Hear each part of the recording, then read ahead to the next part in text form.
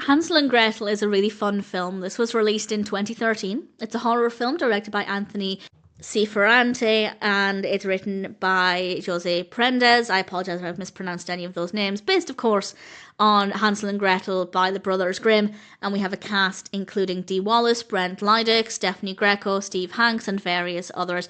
A big fan of Dee Wallace, so I was very excited about this, and her character, Lilith, the witch of Hansel and Gretel, I thought was just fabulous, and her performance was amazing. It's not a carbon copy of Hansel and Gretel.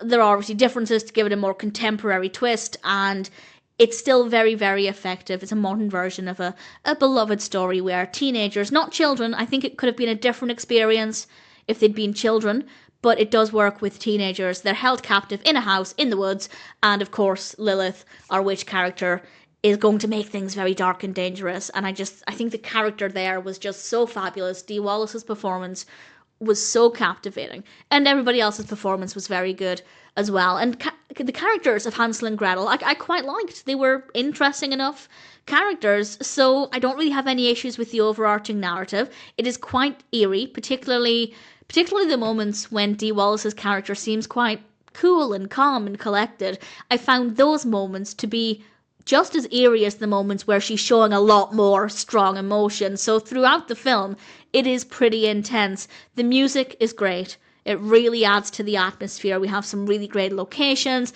It's a really fun film. Is it a scary horror film? Not necessarily. It's not a terrifying film. I don't think it will make you jump too much, but it's certainly suspenseful. We have some really powerful performances, really great music, good camera work and lighting, and as I said, it's not necessarily a carbon copy of Hansel and Gretel, but the elements that are there, they're recognisable. I think they did a good job of taking the basic story and giving it something a little bit different, and I enjoyed it. If you're looking for a fun, eerie horror with some solid performances, really nice visuals, then I would say Hansel and Gretel is certainly one that's worth watching.